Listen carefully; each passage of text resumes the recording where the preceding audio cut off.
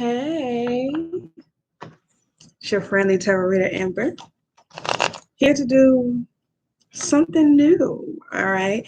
So, all right, I always want to add some extra content on here. I wanted to do like breaking down the cards and how I read them. I'm intuitive. I don't really go by the book like that. So this is why I said how I read them, right? Go through them starting with the major arcana, and I'm gonna say show you the card, name of the card, and the meanings that I get from it, like the basic ones. Because like I said, I'm intuitive, so sometimes I see a certain I can get like 5 different meanings from one card. And then I can get like a new reading from that card in combination with something else as to what they show me. All right. So let's go and get started in that thing. All right. So start with the Fool card. All right, so the Fool, it's like it's 0 because it's a. This is the tech on the deck I'm using is like the Afro Brazilian one. It's like a EFI inspired one. It normally is used with like the Afro Brazilian. Some of the, I think it has like some Santeria. I hope I said that right. I hope I said it right. Look, don't come for me. Influences, it definitely has E5 influences. So yeah, I love it because it's blacks and they look like me. And it's not, I feel a lot better using it. All right, cool. So for today, this is what we're using. All right, so Fool card is a neutral energy. It's a energy of, well, not really neutral, but it's energy full of potential, right? It is ground zero, starting from the bottom. You can have, it's a lot of potential, right? Things can go either way. You don't know exactly what's going to happen. This is something new. You're standing on a precipice. That's what I get from Fool card for me. Like I said, it's new things. You're standing on a precipice of something, right? You're starting something new. And with this, you kind of don't know what you have going on. You don't know what is going to happen. And that's the novelty of this card for me when it has that. It's like you're looking over a cliff, right? But it's a little foggy. So you don't exactly know what you're going to jump into if you jump. You don't know if you're gonna fly. You don't know if you're gonna fall and then like fall into some water like 30 feet below. You don't know if you're gonna fall and somebody gonna catch you, right? You don't know if you're gonna fall and you know if you're gonna jump and then you gonna hit the ground because it's like it's only 2 feet, you know. So um, also it can also be a kind of a literal translation of all right, you being fooled. Um, but very rarely do I get that. So, but new beginnings, a lot of potential, and yeah, it's really and being a fool for somebody. Um, yeah, that is the Fool card, 0. So now we have the Magician. All right, and Magician is the first card. It's number 1, right?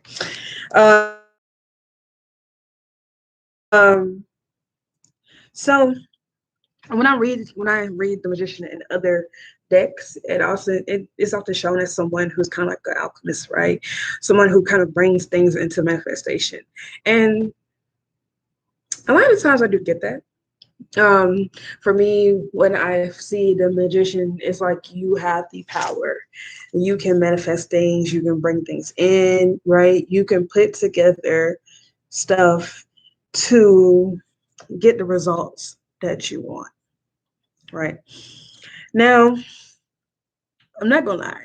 I definitely think that definitions in readings can definitely change depending on the deck that you use. And that's one thing that I've noticed though, because obviously the art can influence a lot. And so for me, whenever I'm reading this deck, and maybe a little could be a little bit, but you see how the hand is kind of coming down to his head, right? And he's divining things. So to me, it's not really too much of a magician feel, but to me, it's kind of like a high priest. So he's kind of on equal footing with the high priestess in this deck to me. So it seems as if he's very connected. So this is another one of my interpretations of the card, right? So when I see it, another interpretation I can get is that he's connected to source, and he is like constantly getting downloads, right? He's listening, he's in tune. He can manifest things easier because he knows, because he has the connection with spirit, right? Um, he's like a go-between, right? Kind of like the high priestess, but he's a go-between, and yeah, that's the magician, Joe. Manifesting one with the universe, very in tune with the universe. Um, make things happen.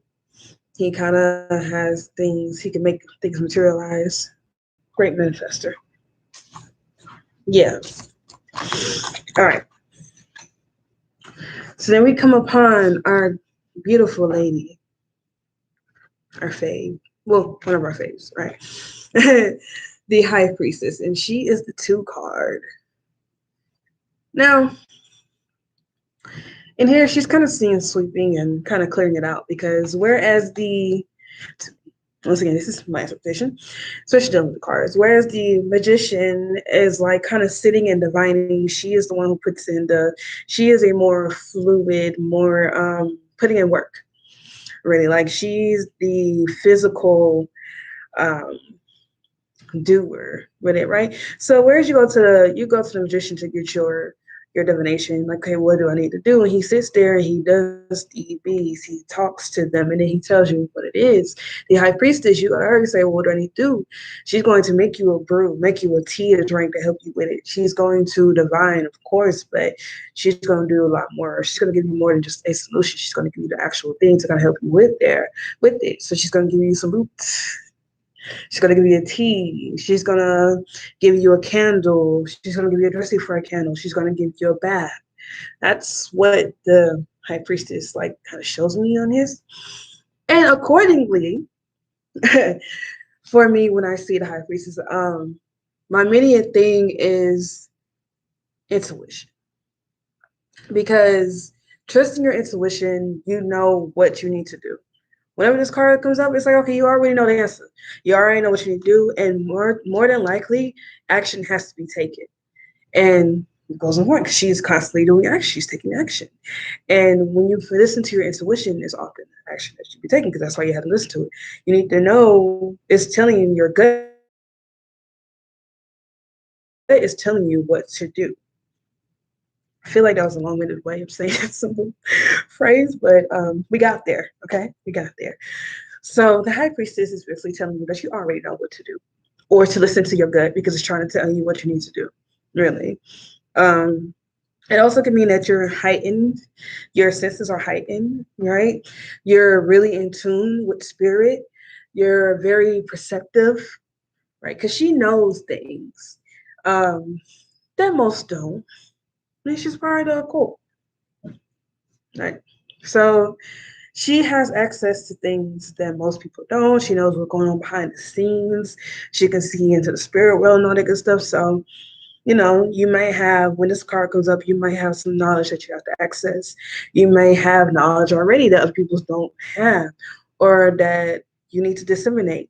Or maybe you don't need to let other people know it, but you have to recognize that you have it and you just need to sit there, get the information, and then move accordingly. So I love that priestess. She's like, to me, she's like I don't want to say stereotypical because that's not a good one, but she's like what I want to be, really. Because in my mind, I used to always tell people, right, that when I get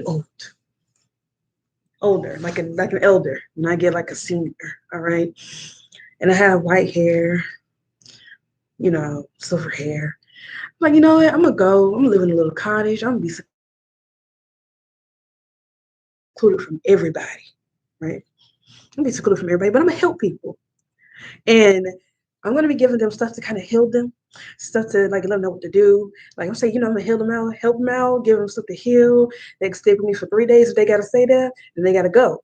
I would tell people this, not realizing that what I was describing was basically like root worker or a voodoo lady or a healer, like a lady, the high priest, a priestess, somebody who deals in the arts and who helps out, but they're often very secluded. And that's her. That's what I'm striving to be. All right. I hope to get to that point. But yeah, so she has access to Beyond the Veil, Treasure Solution, um, get extra information, stick around. There's some stuff that you need to know. That's what my good friend, the High Priestess, tells us. Again, her number is D2. She's the number 2 card in our major Arcana deck. And then we get to my good old friend, the lady that we all want to be, an empowered woman. She is every woman. I don't know why I'm giving this card introduction like that. Don't judge me, but she that girl. All right, everyone tries to be like her. She's also the patron card of my sign, which is Libra. Okay. All right, so the Empress. All right, card numbered 3. All right. The Empress card, and so what I love about this card is that it often, well, off the bat, the meanings that I get from it, what mainly comes to mind is either pregnancy, expansion, fully feeling your energy, and passion, like fully showing up and being empowered. That's what I get. All right. So she is like the ultimate manifestation and utilization. Yes, I just use those 2 big words in a row. Don't judge me. But she is the ultimate manifestation and utilization and embodiment of femininity, right? She is the divine feminine. Yeah. So we love her. We love our good sister Empress. So, and other than babies and divine femininity, she also can mean expansion. She can denote celebration. She can denote, uh, well, I guess along with babies, you got fertility. But that's really what I get from her. She's like this very a show up card. I like to say she's like the amalgamation of all of the court cards of the court queens. So she kind of has those things, and it's like, all right, she's got it. She's there. She's fully put together, or as put together as could be. She's close to saying to perfect. She is that person. We love her. We love her. Arrange my love. All right.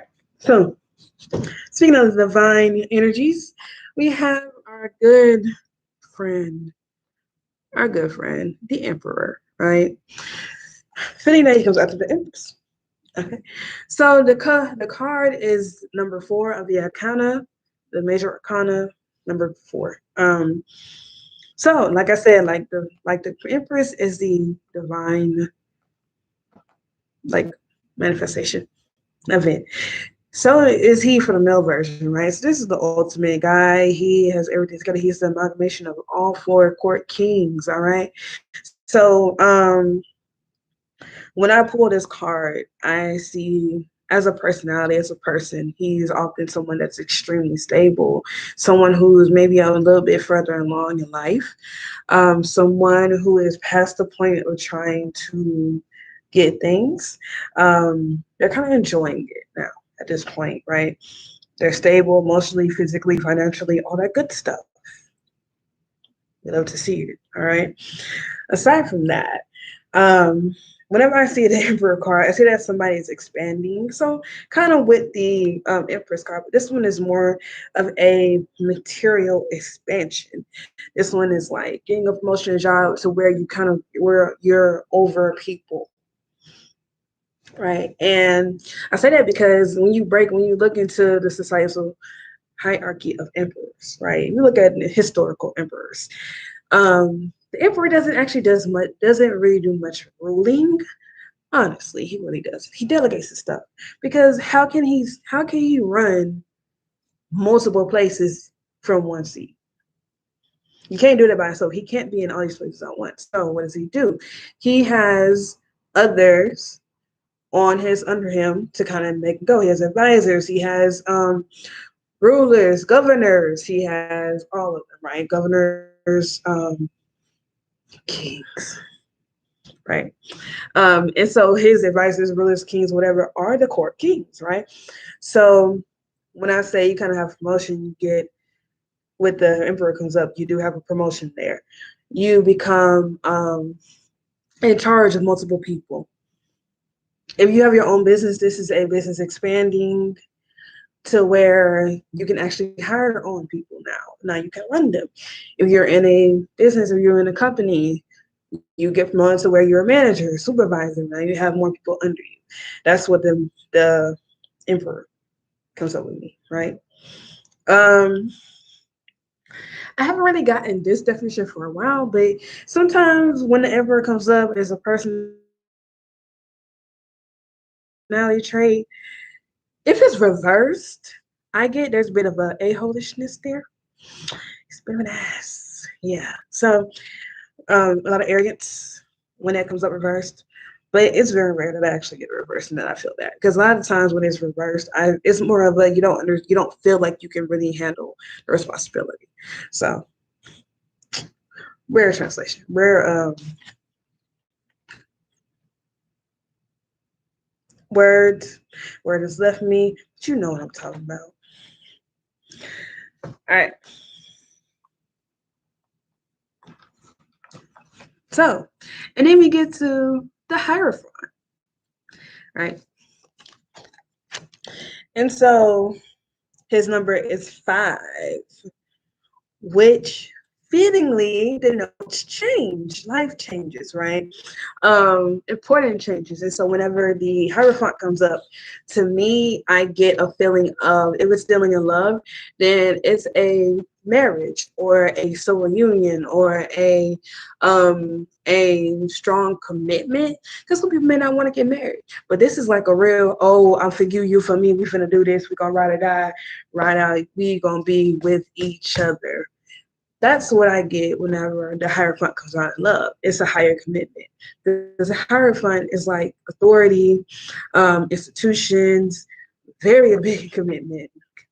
Um, that's what I get from there, right? So, like I said, other meanings. It can also denote being in charge. So, like the emperor, he kind of gets promoted as a supervisor or as a manager, right? The Hierophant is more like CEO. It's more like government jobs or a place where you kind of have when you have a lot of authority and you're running things. That's what I got. Like that's what the Hierophant is like. End all be all. Everything stops with them. They are the highest part. They're the last person that things go to. Their word is law. Um, Depending on what the spread is, sometimes if the Hierophant comes out, you can kind of denote either issues or a relationship or situation with a male authority figure, with authority figure, um, because of that. So yeah, that was our good friend, the Hierophant. Denoting commitment, higher commitments. Oh, also with the higher commitment, this can be signing a contract, a life-changing contract, i.e. going to like going to the military, right? Because that is a life-changing contract. um, Deciding to go back to school and like move across the state, life changing. Deciding to have a baby, and being a full-time parent. Life-changing. I mean, well, having a baby in general is life-changing, so, you know. But I feel like something that's very, well, not really bold, but that's, you know, authority, major life changes, high commitment. Yeah. Probably should do a part two on this, but we're just gonna see where this goes. All right. And then we get to our friends and some card, the lovers. And now you're like, it's it's one guy. What do you mean, lovers? It's just one dude. And he got a bow. Where's the love? Okay, don't judge me. This is the card is called that, but oh boy, it's the love. It's okay. Still get the same message across. Um, his number is a 6. I don't know where the other lover at. Don't judge me. But yeah. So whenever this card comes up, it definitely the main thing that stands out to me is a head or heart decision. And then I say like that's the main thing because a lot of the other little things, situations, scenarios that I see coming out of that is often falls under that umbrella. It is very rare that I get something other than a head or heart decision. And that's when they tell me something completely. That's just something that they tell me based on. So this can be having to choose between two lovers. So you might have two people that you really like and you have to choose between them. You might have your husband and you want to know you should leave your husband for this other dude, right? You might be dating two guys and you have to figure out which one you want to go with. You might be, and you just graduated school, right? High school, college, whatever you want to, you going to the next level. You may have 2 or 3 kind of schools that you can go to, and it's a kind of a hard decision. So this can denote that. This can also denote a decision about whether to leave a job to go to a new one, whether to leave a job and start your own company, or to leave a job and just leave the job and see what happens, right? That is our good friend, the lovers. You know, crazy thing in my other deck, the Hoodoo Tarot deck, love, right? The lovers there is actually called courting, but in that deck, the lovers actually kind of denote being with someone or deciding to be with someone, which is kind of crazy because 2 different definitions, 2 different decks. So, but it's kind of been uniform across. But for there, they say that when you read the book and their meanings, it says that it's kind of supposed to be like dealing with somebody, right? Having a partner. But for me, I still think it's definitely a head or heart decision. Sometimes it can mean deciding to commit to somebody. But like I said, for me, that is often denoted by a 10 of Cups. Well, I didn't say that, but for me, a commitment like to the next level, deciding to be with somebody or like kind of being around them is denoted by the Ace of Cups or the 10 of Cups. Sometimes the 10 of Pentacles. Yeah. So, and then we get to the Chariot card, number 12. And I know you're like, 12, 7, 7. What did I say this was? This is 6. This is 6. Like it's like I need to start doing these videos when I'm like tired and stuff. But bear with me. So love is a 6. Chariot is 7. All right. And now you're like, well, it's 2 kids. Why is there 2 of them here and not on the lovers? Something about future generations moving forward. I'm just gonna go with that. Okay. But with the Chariot card, the one general meeting of forward movement. All right. Um, Getting out of a situation, moving forward with something, relationship, good movement. Sometimes it can be getting a new car. Sometimes it can mean traveling. That's really what I get sometimes. Sometimes I get like traveling, new cars. Most of the time, it's definitely for a movement. It's normally an affirmation. It's like Like, yeah, you have to go ahead to do this. You have the green light, or you've moved out of something, or you're going towards somewhere. And it's often a very positive card. I like it. I appreciate it. You know, it's nice to share it. Yeah. So, I'm not gonna lie to you, right? The strength and the justice cards, they trip me up, okay? They trip me up because I forget which number, which card is denotes which one, right? So, and in different cards, they can be switched. In different decks, they'll be switched. But for the deck that I'm using now, 8 is our girl, our good friend Justice. And when I show you strength, you're gonna be confused too. I promise you. But this is our good friend Justice. We love her. All right. And so whenever I get the Justice card, this is my indicator of karma. Karma is coming back to, she's coming back, right? You reap what you sow.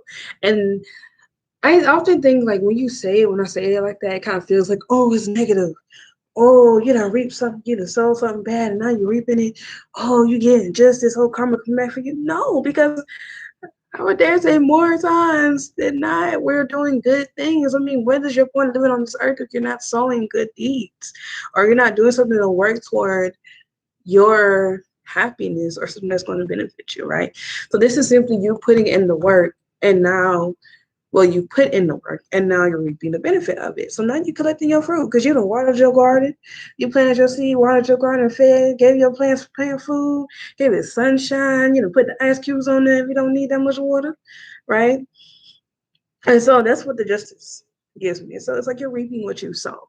Now, another another reading that I get from that is people kind of getting what they deserve, right? So this is the avenge card, the avenged card, right? So it's kind of like someone did you dirty.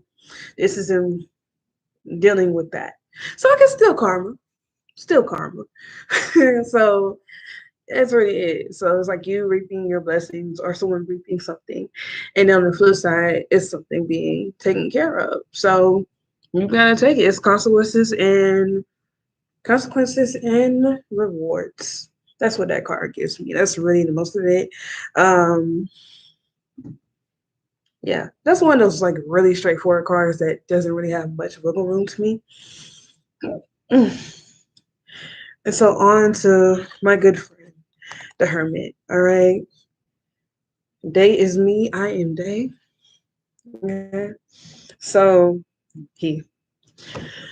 But this card is the 9 card, our good friend, the Hermit. All right. So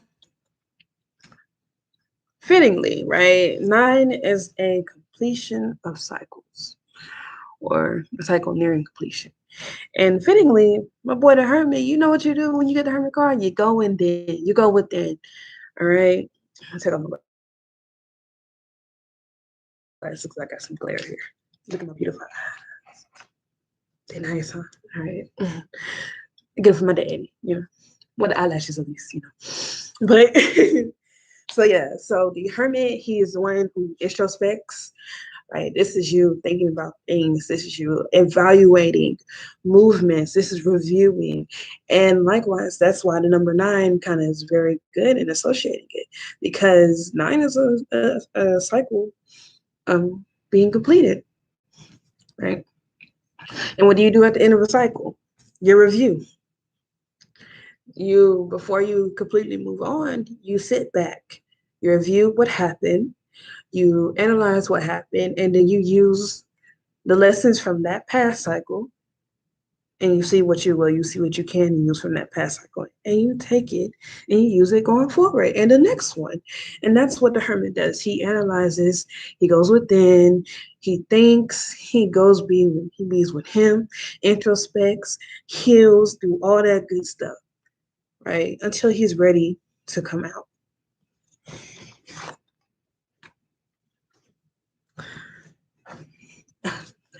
So yeah, being called the hermit. I mean, namesake, you know. And then you have fittingly, right. You have the Wheel of Fortune or a 10, and gonna make a little cross connection here. So with our good friend 9 or the hermit, where they went inside, it's like, okay, this is ending. This is the end of it. I'm reviewing. 10 is luck, changes. You ended a cycle, so now you're moving on to something new, right? Right. So you're moving on. This is then a cycle has ended, so now you're beginning to complete. So you're moving on to the next stage. Moving on to the next thing. The chapter has been closed, right? This is good luck. This is things coming in for you. Um, I love to associate this with positivity because you can relay it. I guess you can relate it to certain situations. So even if love, if I get the Wheel of Fortune and it kind of follows the Three of Swords and something else that kind of gives me the storyline of someone having to walk away from something. You walk away, yeah, you're brokenhearted, but you heal up a little bit, go inside, you introspect, be the hermit a bit, heal up, kind of look at what you learned from that situation, and then you move on. And then with the Wheel of Fortune, happiness comes in. So either you decide, okay, I'm good now, I can go date, and now the person that's supposed to be your person, comes in, and now you're happy, and now you're set, and now you have your partner. Or you get out of a situation, you realize that I'm going to be my person right now. And so you're going to be happy by yourself, living a single life, Wheel of Fortune, things turning in your favor. So yeah, there's also kind of luck. It's kind of like a windfall card sometimes too, but it's a card of good luck. Okay, halfway through. So, and then we come to the other sis that be getting me real confused sometimes. Our good friend, Strength. Yes. All right. So Strength is the card 11 in this deck, and other decks it can be switched with Justice and be the card 8. But for this deck and purposes, she is card number 11. All right. And so, as you can see, she has a Majete, Nishete, because I want to be fancy and say it like that. She has the tornado behind her.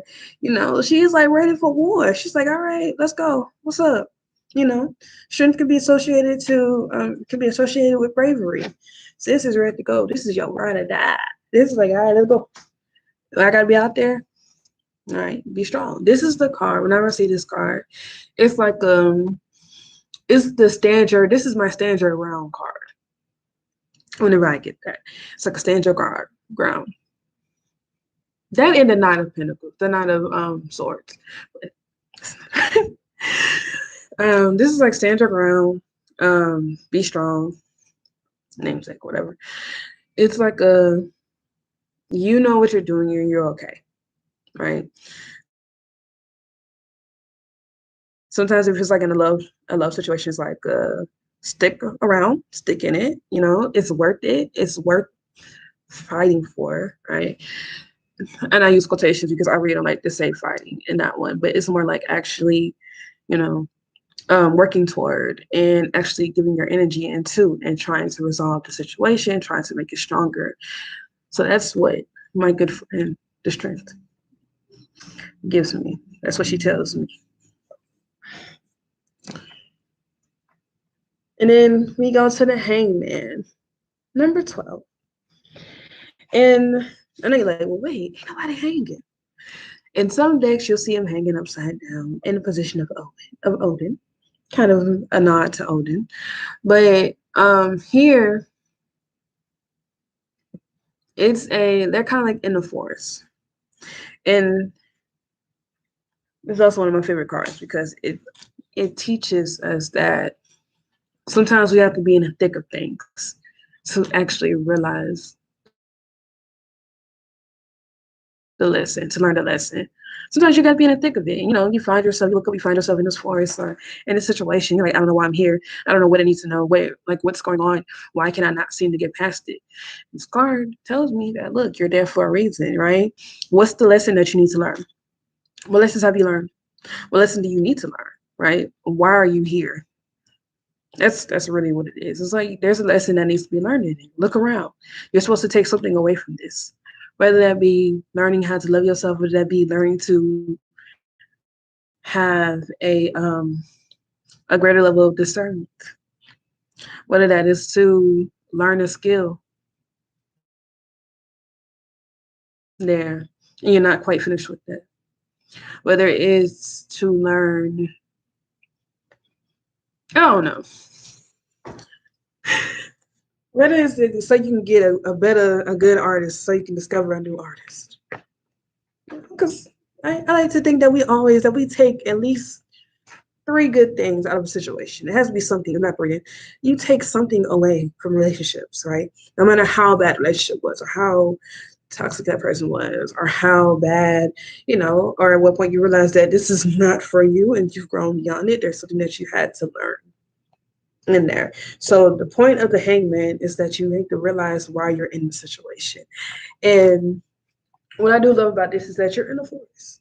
And the card of this card is that he's depicted in a forest, not necessarily hanging or trapped, just in a forest. So he's just walking around. He may not know his way out just yet, but there's always a path.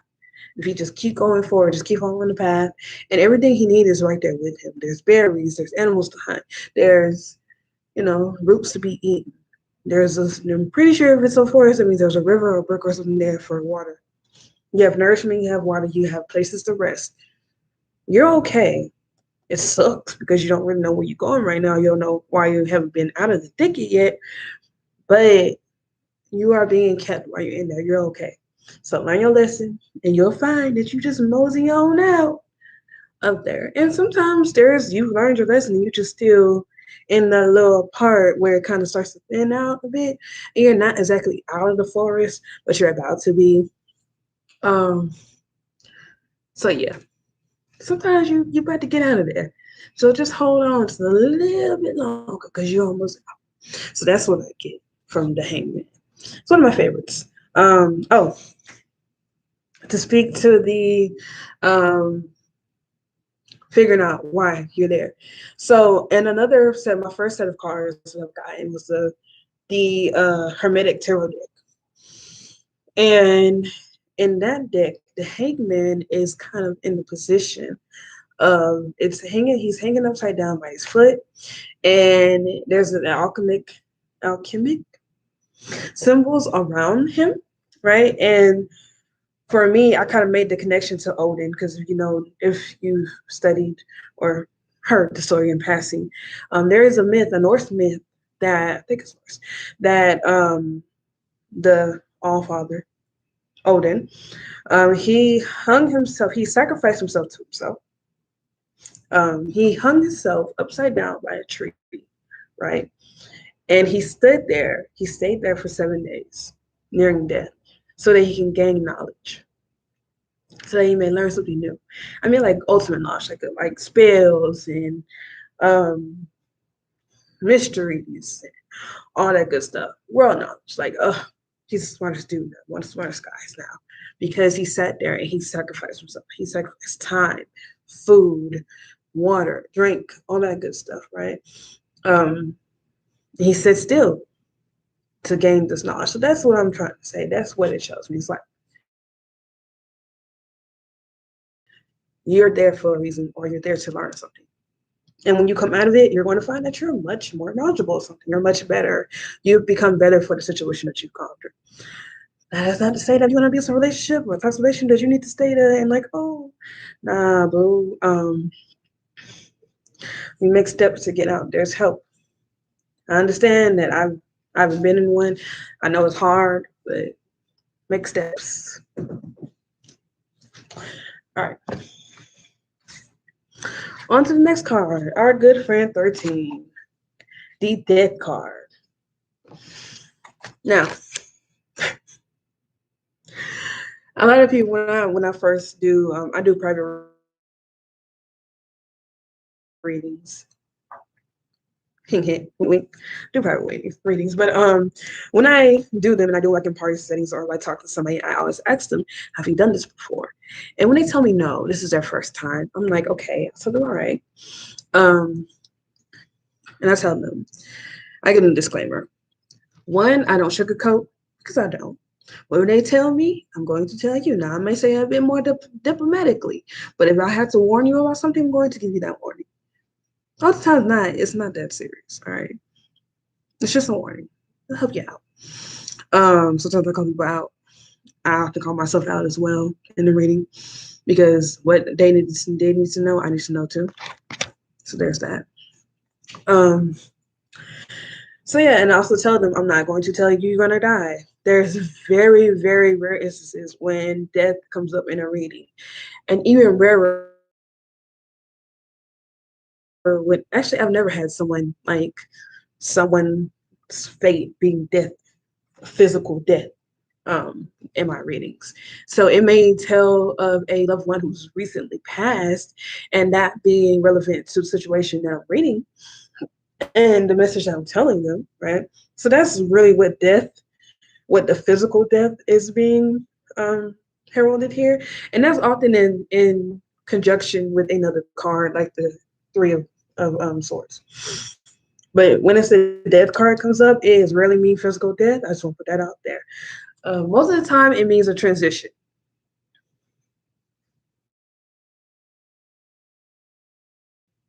That's what it tells me. That's what it is. Death is transition. It's going from one thing to another, right? So it's like you kind of shed that old skin. You become a new person, or you leave a situation, right? The death of a situation. So something ends. And once I get to the tower, I'm going to expound more of that. But the death card to me is like a soft transition, a soft death. It's like a soft ending of something. More than likely, when death comes up, you decided to leave. That's why I get the person decided to leave. The person decided to let it go. It was their choice to let it go. That's what I get. The universe ain't had to make that decision for you when I get this. So that's our good friend death. Nothing too macabre. One of my favorite cards, honestly. It's also associated with Scorpio. I meant to say that about the lovers. The lovers is associated with Sagittarius, do that what you will. But for the death card is actually associated with Scorpio, which I mean they are very obsessed with death and transition. They're constantly moving. They're constantly transforming themselves. A little plug. All right.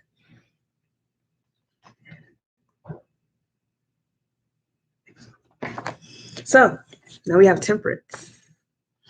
All right. So I mean, obviously, and well, with temperance, the main thing that comes to my mind is namesake temperance. So you have to have balance. You have to rein yourself in. You can't go too hard with this. And you can't, be too clammy. You can't be clammed up with this. You have to have a good balance, right? So if somebody is needing to take action about something or having a better example would be if I'm doing a love reading and this comes out. Say the Ace of Cups or the Ace of Cups and the Knight of Cups or the Knight of Swords comes out. So it tells you somebody is making a love offer, right? Or somebody's trying to approach someone. I'll tell somebody, look, if you're going to approach them, do it but be subtle about it, right? Be smooth. Not subtle, but be smooth, right? Don't go too hard.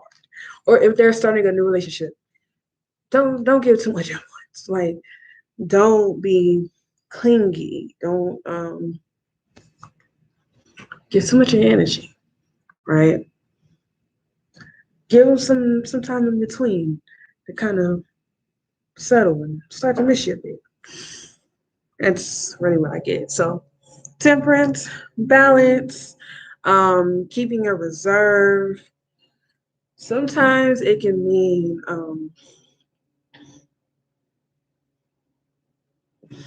yeah, well, those two. That's really what I got. Yeah. And like I said, some it meanings can vary based on the combination of cards. So sometimes I might get something that I'm not thinking about right now. It may be very specific to that situation.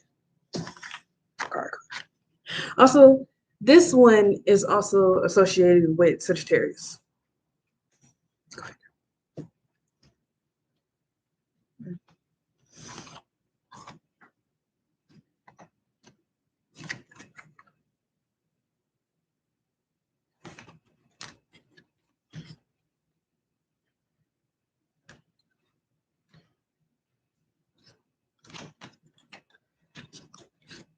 There we go. All right. My card was out of order for a little bit. Yep. Okay, cool. So we're good. We're good. Back on track. All right. So then we get to the devil card. He look a little shady in here, but yeah. All right. Oh my God. Why is that there? And why is it so negative? And I'm like, look, the devil card to me is nothing, but it's not too negative. It doesn't mean like, I don't know. It's not an evil card. That's what I'm trying to say. It's not evil, right? Now, to me, it either denotes addictions or attachments. Sometimes it can be a very physical relationship or a very physical connection. Sometimes you can be obsessed with material things. It can be obsession with material things, i.e., money, possessions. It can be making a lot of money, which can potentially lead to a addiction. Because come on now, access can sometimes lead to excess. Ooh, you know what? That's a good slogan. I'm about to keep that and use that some other time. It's a good one. Yeah. Access leads to excess. Okay. Sometimes. But yeah. So that's what I get when I get, it's like, all right. And sometimes when it's in a love read, it can often sometimes mean that this person is a bit toxic. Sometimes. Um, that's not really the most often one that I get, but sometimes we that this person is very attached to either something else or that person. It can be an unhealthy attachment. The relationship could be just sex. Um, the relationship could just be about material possession. So somebody with you just for the money. Uh, that's really when I get there. And sometimes it can actually mean, like on a personal level, it can mean having to embrace your shadow side or having to acknowledge and confront your shadow side. There's something that you're doing that your shadow side needs to be acknowledged. You need to sit there and say, all right, I see you, shadow. What's up? What do we need to work on? And so it kind of tells me that shadow work needs to be done. All right. Almost done. So then we get to my other favorite card. I have a lot of favorite cards. I love all my cards equally, but some a little bit. Well, I love my cards, all of them, but some like I have more of an affinity towards. And so we come to the tower, and it's like, oh, this tree, right? This big tree. Sometimes when they mark it, it kind of means they mark trees for destruction. It's coming down, timber, all that good stuff. So, tower card. So remember when I told you a while back that the death card is like you deciding to make a change and deciding to go ahead and do the transition. Yeah, the tower card is a sudden ending. It's a dramatic ending. And so whenever the Tower card comes up, that 9 times out of 10 tells me that, well, not 9 times, more like 7 out of 10. It lets me know that you didn't decide to make this change on your own. You weren't the one who decided to go ahead and leave. Universe had to make that for you, had to make the decision for you.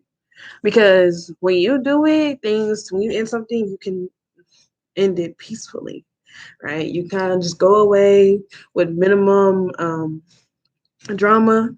Not that much. You let it go. It's a clean break. When universe has to take it away from you, then it's dramatic. It's a big blow up. Now it's like you can't go back ever. Universe will make it to where you don't want to go back there because you really can't. Universe is gonna blow up the bridge, burn the cause a chasm in between the earth where you just can't get over that. Ain't no more. So as I like to say, look, if I had a chance, I just do it myself, try to do it myself. Because I don't want universe to have to step in. Just saying. So yeah. Tarot card things have to be things are dramatically ending. It has to be a big ending, a really big shift. But the good thing about that is that when the shift is gone, when something collapses, when buildings collapse, when something is cleared out the way, now you have the chance to build something better and something new.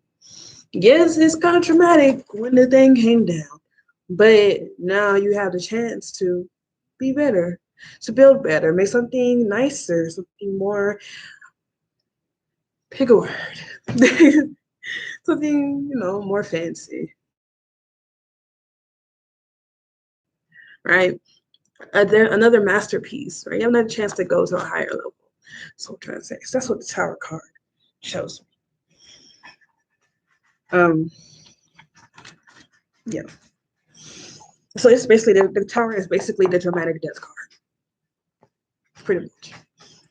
So then we get to our good friend, the Star card, and which is kind of fitting because after you go through all of that traumaticness with the Tower, you're gonna need to heal. You're gonna need some like time to just sit there and soothe and be calm and heal over that, and then like kind of put yourself back together. Okay. Oh, with the Tower card, I'll also associate that with spiritual awakenings and being spiritual in general because people think that spiritual awakenings and being a spiritual being is all peaches and cream, it's all dandy and like you you're good and you'll never encounter shadows or you're just good. You can just talk to the spirits and you get no, my sweet summer child. Nah. We're not okay over here. It is a lot, all right. We get through, we can handle it, but there is a lot of constant self improvement here. You gotta deal with your shadow side. You're actually going to be a light worker, a root worker. You're gonna be in the spiritualness, and you actually gonna be trusted by them. You're going to be actually growing and evolving. You're going to have to break yourself apart a couple of times. You will be shattered a couple of times. I'm telling you.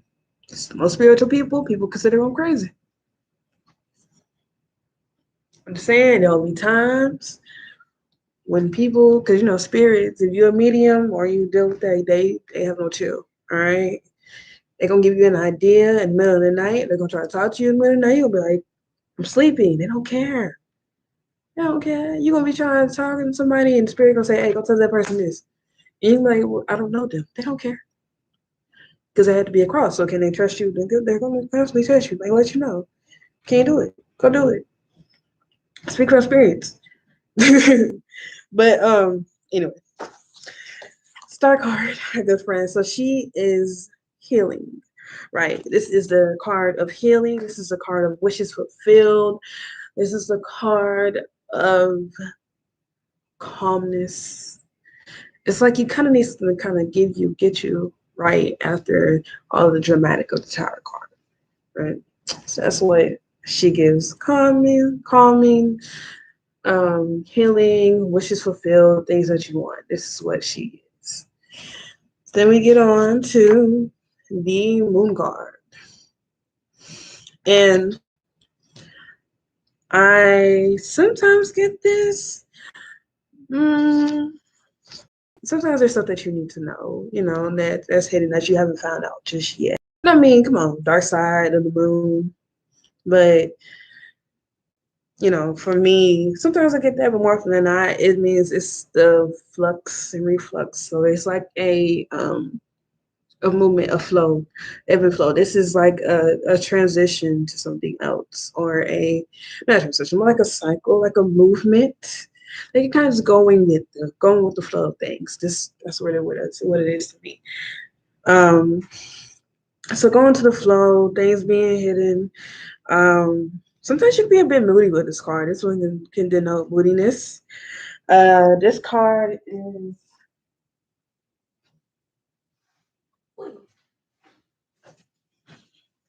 Sorry, got a charging laptop. No need to die on me.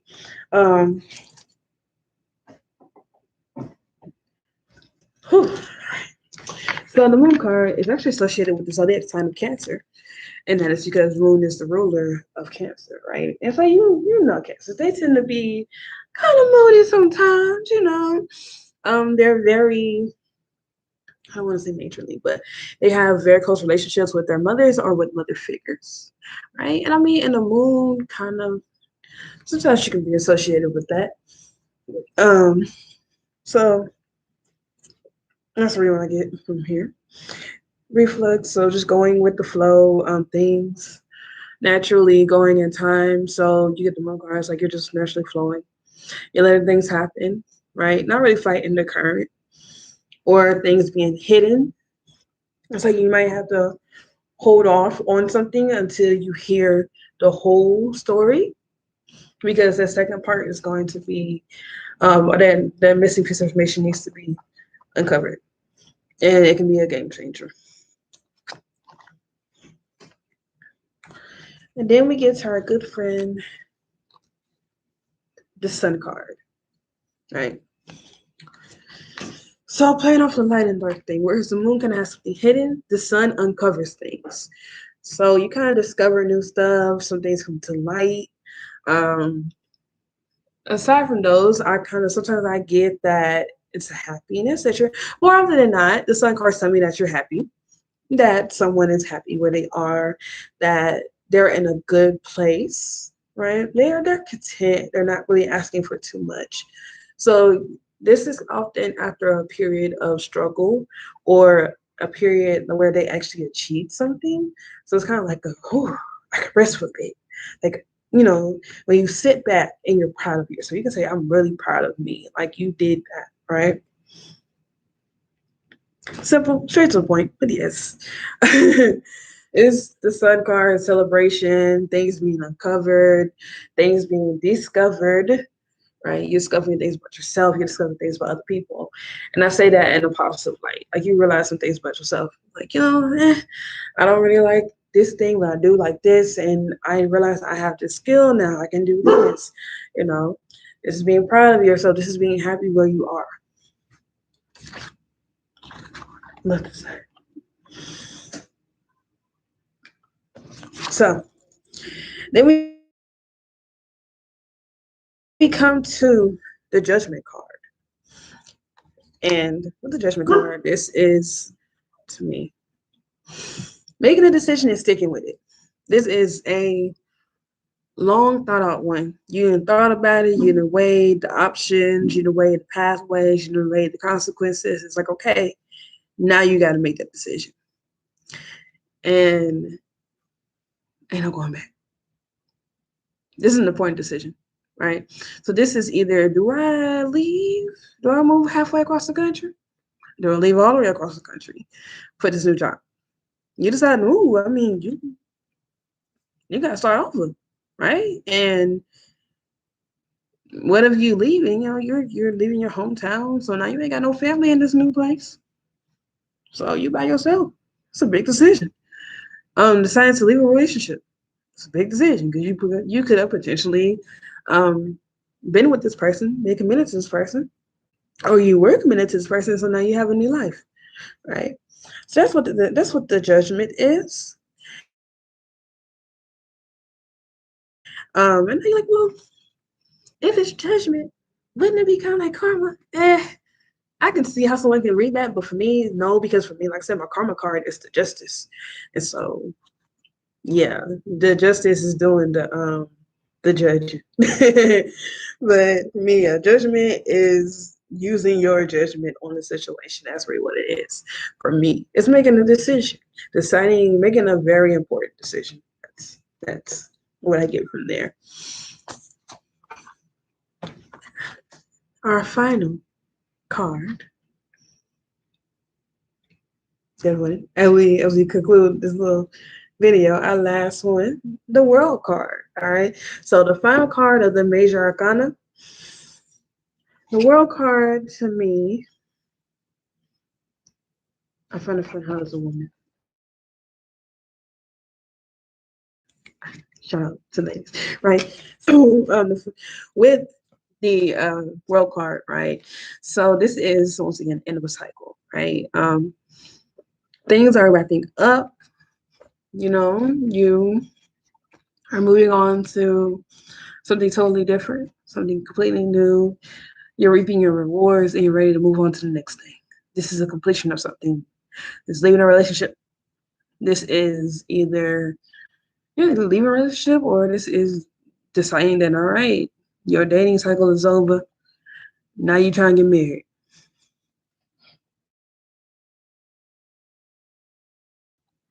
Because with an ending, with every ending is a beginning. So what are you doing now? What's new now? Which is why I said like a marriage, because a marriage is a whole new lifestyle. You're embarking on something else. World card is kind of like having a kid. It's another one. It's another lifestyle. That's very intense. Well, I guess it's not really too intense, but it's an ending that leads to the beginning. So now you're good. It's like a positive change. It's a positive ending of a cycle. Hope that makes sense. But I don't associate that with that. It's like good. It's like, hey, the world is yours. You did what you needed to do. Or you know what you need to do. So yeah. I should probably go make me something to eat, but it's kind of late. I'm not really that hungry. Well, anyway. So I hope that this was a good video. I hope that this is something that you guys kind of like.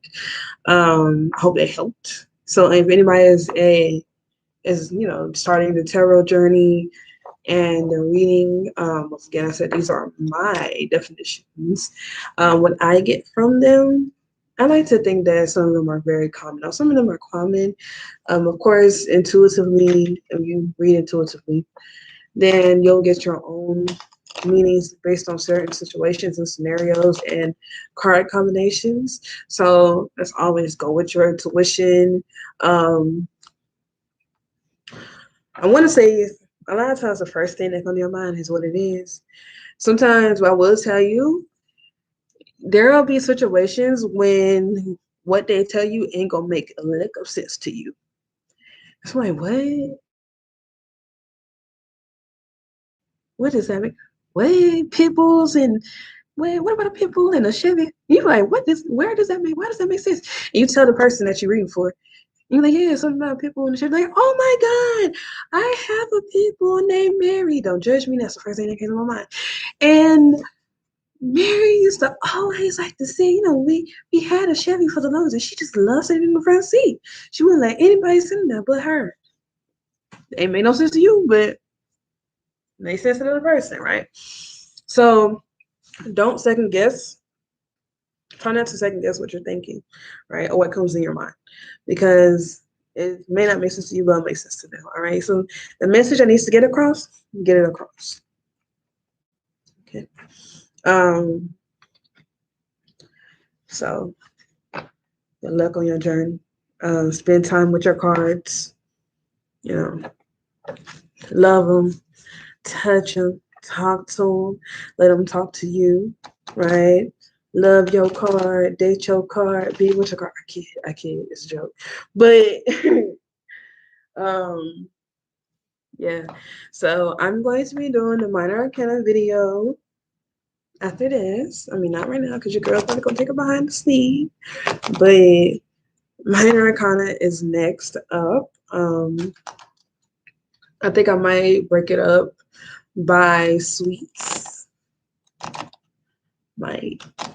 Or I might do the court cards, all the court cards first, and then the ones. But I'll figure that out when I come to it. But yeah, like, comment, subscribe, share, all that good stuff. Let me know what you think about this little series, this little video class. Let me know if y'all like it. Let me know something else that you guys want to know. Like I said, this is my little diverting from just straight up energy readings. So talk to me. Let me know what y'all thinking. And this is just the first of many other videos to come. I'm gonna try to do some Reiki videos, some how-to Reiki quick tips, some crystal videos, some things about crystals. Definitely color therapy because I really love color therapy. Some astrology. So much to come. All right, so it's been your friendly tarot reader, Amber. I'm about to get out of here. Y'all have a great night or morning. All right.